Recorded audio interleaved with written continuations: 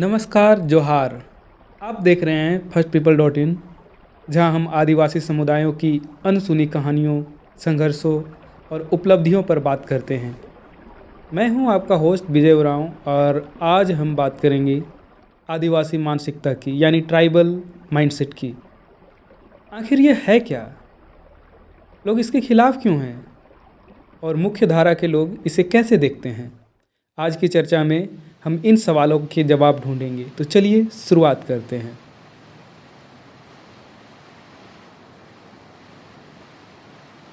आदिवासी मानसिकता क्या है? ट्राइबल माइंडसेट या आदिवासी मानसिकता कोई जटिल बात नहीं है, बल्कि यह एक खास जीवन शैली है। यह समुदाय, परंपरा और प्रकृति से गहरे जुड़े होने की सोच है। आदिवासी समाज में हमेशा सामूहिक भलाई को प्राथमिकता दी जाती है।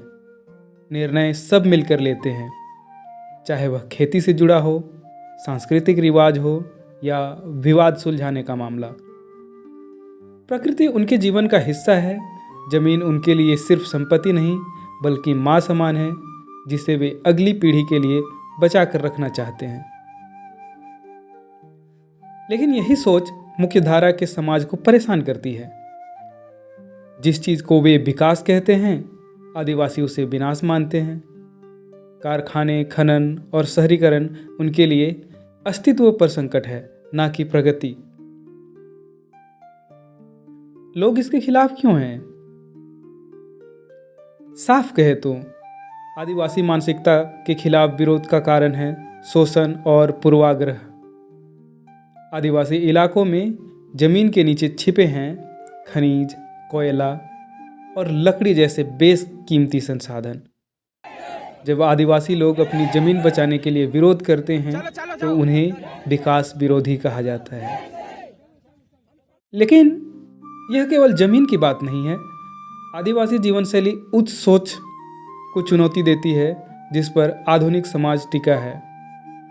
आदिवासी समाज सामूहिक भलाई की बात करता है, जबकि मुख्य धारा व्यक्तिगत लाभ पर जोर देती है। आदिवासी प्रकृति की रक्षा करते हैं, जबकि आधुनिक समाज उसका दोहन करता है। यही विरोधाभास है, जो आदिवासियों को पिछड़ा या असभ्य कहने का बहाना बनता है। मुख्य धारा के लोग आदिवासियों को कैसे देखते हैं? अब बात करते हैं कि मुख्य धारा के लोग आदिवासी समुदायों को कैसे देखते हैं। कुछ लोग आदिवासी जीवन को प्राकृतिक और सरल कहकर उनकी प्रशंसा करते हैं, जैसे यह कोई फिल्मी कहानी हो।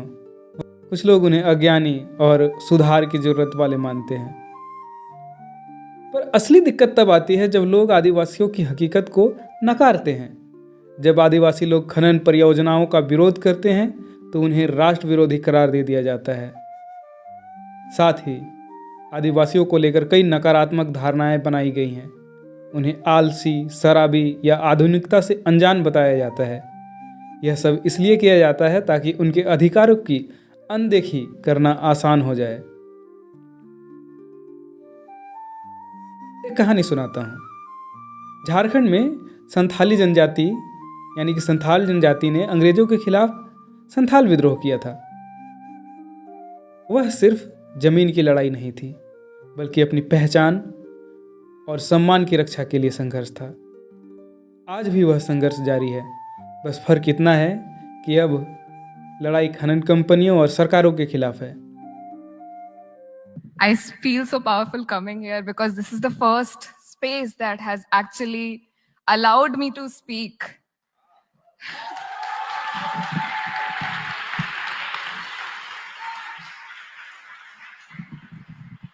So India does have a representation at COP on certain levels, but I could not see a single Adivasi indigenous person inside COP. And we could not get a single Adivasi indigenous person allowed to be allowed to speak in those spaces.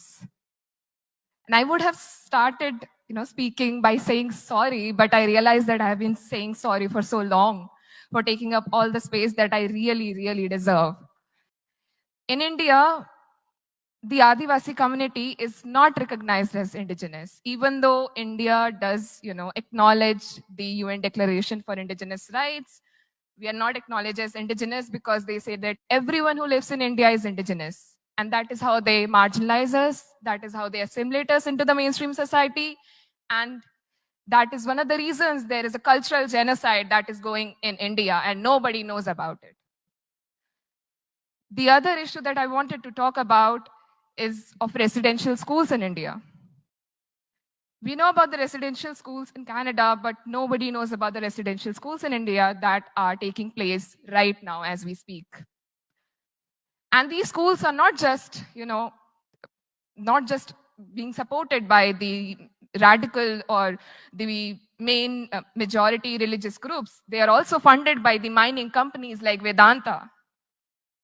And that is something that we need to talk about, because these companies get to culturally displace us not just from our lands, but from our culture as well. And these residential schools, then, they don't allow our children to meet their parents for months. These children get harassed and beaten for speaking in their language. They don't know about their culture, they don't know about their language, they don't know about their history. And it has been leading to a huge identity crisis in Adivasi youths. So I wanted to talk about this residential school, which has led to a cultural genocide, and the fact that we are not recognized as indigenous community has led to a very limited solidarity for the Adivasi community in India. So here I'm standing because I demand solidarity for my people who are indigenous to India. Before I get off the stage, I'll just like to mention one name. So I would like to mention about Hidme Markam. She's an indigenous woman who got imprisoned, and she has been in prison for more than 200 days now. And ironically, she was captured on the day we were celebrating International Women's Day. And these indigenous women were gathered in solidarity for all the indigenous women who get raped and murdered by the state. And she was captured and detained, and now she has been in prison for 200 days now, more than 200 days. And there is no media coverage locally in India. And the fact that we are not recognized as indigenous also takes away the leverage of us getting any recognition or any attention globally.